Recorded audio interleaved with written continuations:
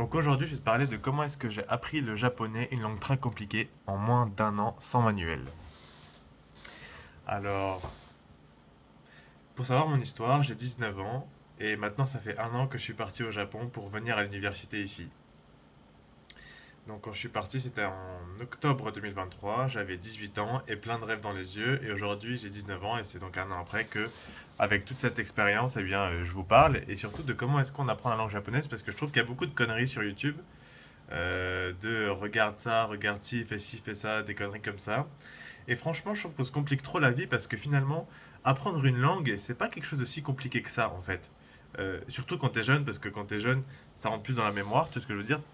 T'es beaucoup plus une éponge que quand tu prends de l'âge. Mais je pense que quand tu prends de l'âge, en vrai, c'est toujours aussi. Tu peux toujours le faire. Ce que je te dirais à propos d'apprendre la langue, c'est te complique pas avec des manuels. Te complique pas avec des tactiques, des trucs chelous, des trucs de nerd un peu et tout. C'est très simple d'apprendre une langue, mais par contre c'est difficile dans le sens où...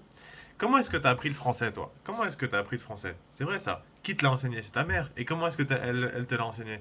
Elle te l'a enseigné bah, juste en vivant son quotidien. Bien sûr, des fois elle te dit, ouais tiens regarde, ça c'est un cahier, ou ça c'est un manuel, tu vois.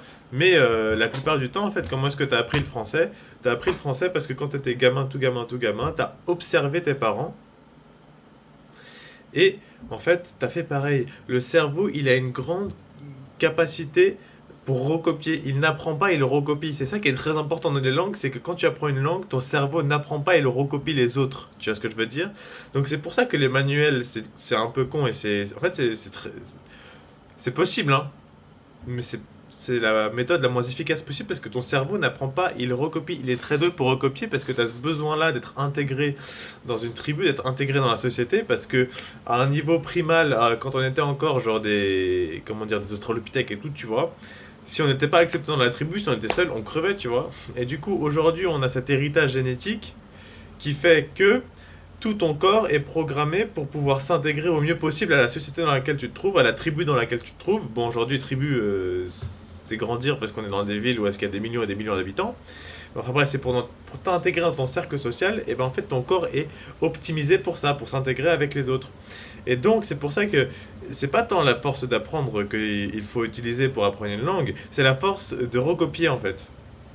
Parce que ton cerveau veut vite euh, s'identifier et pouvoir rentrer dans cette tribu-là. Et donc il va, comment dire, il va réfléchir un max et il va être super efficace pour ça. Donc c'est pour ça que pour apprendre le japonais, comme pour apprendre n'importe quelle langue, c'est pas avec des manuels que ça se fait, c'est avec les japonais que ça se fait. Tu comprends ce que je veux dire?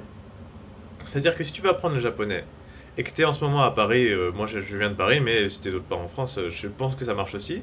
Bah, trouve-toi des potes japonais, essaye de faire des potes japonais, essaye de penser à un coin où est-ce que des japonais pourraient aller pour parler. Par exemple, à Paris, t'as la rue Sainte-Anne, bon, à part les restos attrape-touristes tournés par des Chinois, t'as aussi des restos qui sont faits par des japonais. Bah, t'y vas là parce que c'est là où il y a plus de chances qu'il y ait des japonais qui viennent et puis faut que tu portes un peu tes couilles, tu vois. Tu essaies de passer le mot, tu essaies de communiquer, tu vois. Tu vas dans des bars japonais, peut-être qu'il y en a un à Paris, je sais pas. Par exemple, à Paris, t'as aussi une bibliothèque japonaise. Je crois que c'est une Junkudo d'ailleurs, qui est près des Invalides. Bah va là-dedans en fait, il y a de grandes chances que tu trouves des Japonais et parle-leur. Tu vois, tu fais un petit bonjour, tu vois si c'est possible, si on peut interagir ou pas. Si elle est bloquée la personne et qu'elle veut pas interagir, c'est pas grave, laisse-la tranquille. Mais ça se trouve que tu vas tomber sur quelqu'un qui va s'intéresser, tu lui dis ah moi j'aimerais partir au Japon, j'aimerais apprendre le japonais, est-ce qu'on peut devenir amis, je m'intéresse à ta culture, etc. Et ça franchement perso, dans le monde entier, je pense que les gens voilà, seront heureux si tu leur dis bah je m'intéresse à ta culture et j'aimerais plus apprendre ta langue, est-ce que tu peux m'aider, etc. Voilà, c'est parfait, tu te demandes aux gens. Voilà, moi j'ai appris le japonais au Japon, donc forcément, bah, t'as beaucoup plus de japonais, tu vois, logique. Mais même là, tu vois, je me suis donné la règle de quand j'arrive, pas de potes qui parlent anglais, pas de potes français, tu restes qu'avec des japonais, et franchement, ça m'a rendu grand service parce qu'aujourd'hui, après un an, je parle japonais, tu vois, et quand je te dis je parle japonais, c'est que je mâche pas mes mots, genre je parle japonais, tu sais ce que je veux dire?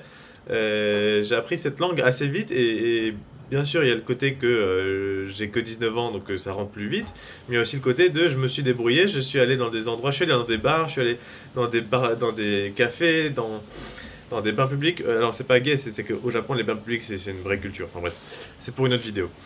Mais Mais voilà, en fait, tu vas dans différents endroits et oui, ça fait mal. Oui, franchement, j'étais tout seul, j'avais pas confiance en moi, je stressais, je fais: «Mais qu'est-ce que je fais?» C'est l'inconnu fait peur, en fait.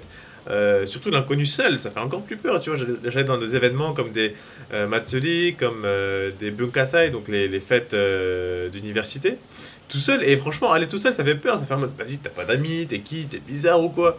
Enfin, c'est ce que tu penses de toi, hein c'est une bataille intérieure, c'est ce que je veux dire, tu vois. C'est que ce truc-là, c'est que ouais, mais en fait, il y a personne qui va te faire la remarque. Oh, il est tout seul, nulos, tu vois. Non, il va pas te faire la remarque, tu vois. Juste qu'à l'intérieur, tu te dis, bah merde, vas-y, ça fait un peu chier quand je suis seul, ça fait peur. Mais c'est pas grave, vas-y, tu perds quoi? Au pire, il se passe quoi? Tu sais ce que je veux dire? Au meilleur, tu te fais des potes. euh, tu te fais des potes, tu peux apprendre le japonais et ton expérience au Japon, elle est 10 fois meilleure. Le pire qui peut t'arriver, c'est de pas y aller, franchement. Franchement, si t'y vas et que, vas-y, finalement, c'était pas si ouf que ça et t'as rencontré personne, ok, c'est pas grave, mais t'es fier de toi parce que t'as remonté le défi. Alors imagine que si t'y vas pas et que le lendemain tu te réveilles et tu dis, ouais, vas-y, avec cet événement-là, je voulais y aller, mais j'ai succombé à la peur. Tu vas te sentir comme une merde pendant au moins 3 jours, mon pote, tu sais ce que je veux dire. Donc c'est pour ça que je te dis, tente, trouve des japonais, des gens qui parlent japonais, tu vois, tu t'interagis avec eux. Alors, dernière stratégie, petit bonus secret, petite stratégie un peu, les 5 manières d'apprendre le japonais, tu vois, des trucs à la con comme ça. Il y a un truc qui m'a aidé par contre, et qui n'implique pas d'interaction humaine, c'est de regarder des séries, des dramas japonais. Alors les séries c'est très important, pourquoi je dis séries euh, et pas animé? Parce que séries c'est des humains, et ton cerveau il va comprendre que c'est des humains, et du coup il va capter leur langage et s'adapter à eux, tu vois ce que je veux dire? Donc tu regardes des séries en japonais, très important, sans sous-titres français. Parce que si ton cerveau comprend, il va pas faire d'effort pour comprendre, tu vois ce que je veux dire?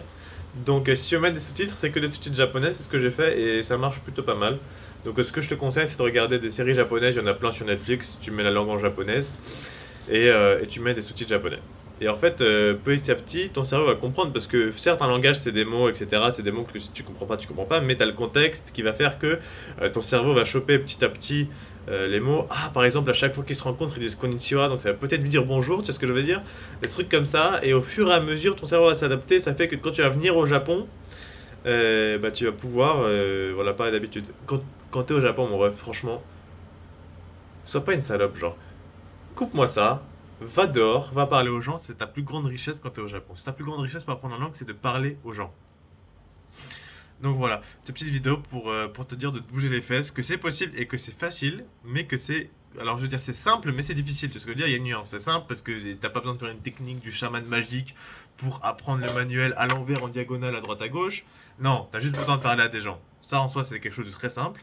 Mais c'est difficile parce que ça fait très peur.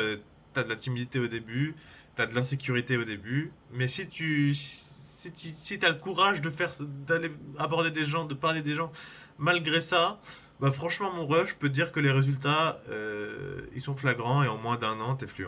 T'as un niveau presque natif en fait. Donc voilà, c'est cette vidéo, j'espère que ça t'aide. Ça t'aidera que si tu te bouges le cul, hein, on est d'accord là-dessus. Mais voilà, en tout cas, passe une bonne journée et moi je te dis bisous. Mouah.